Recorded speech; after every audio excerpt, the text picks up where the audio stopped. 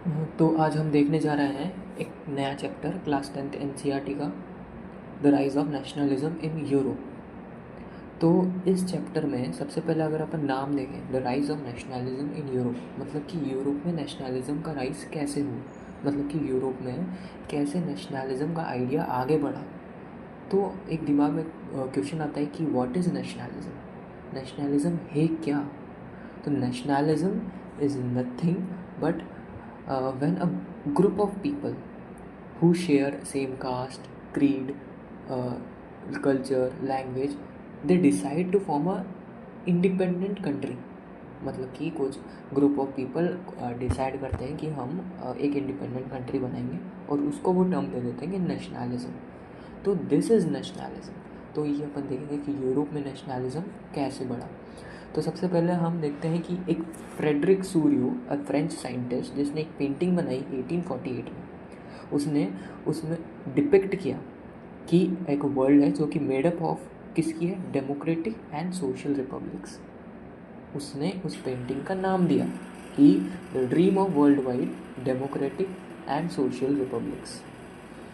तो उसके अंदर उसने 4 सीरीज़ बनाई, जिसके अंदर उस फर्स्ट प्रिंट जो है वो आपकी बुक में दे रखा है।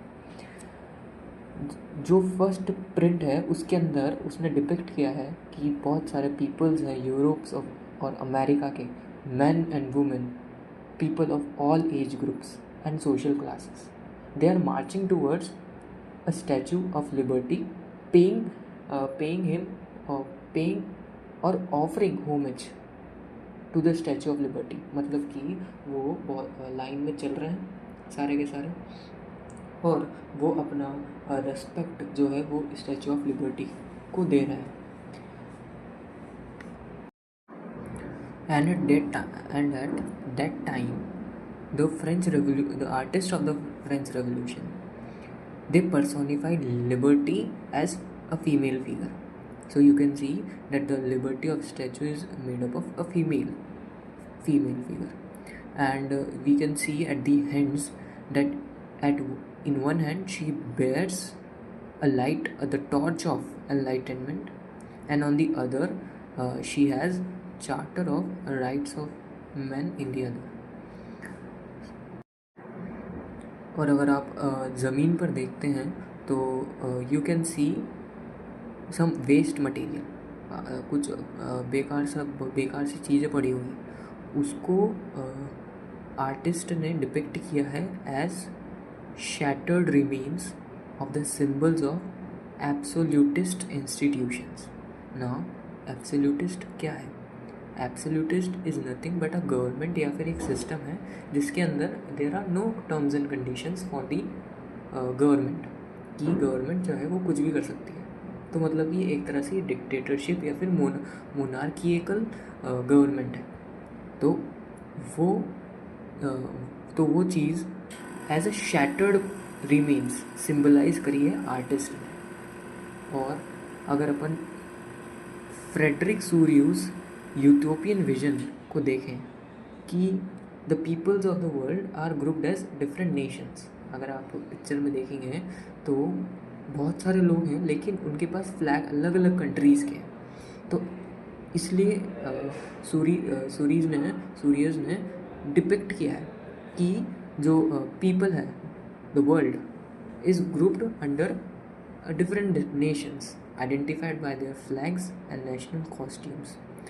तो अगर आप देखें तो लीडिंग में जो है इधर साइड में यहाँ पे कौन है? United states and Switzerland, which by this time were already nation states.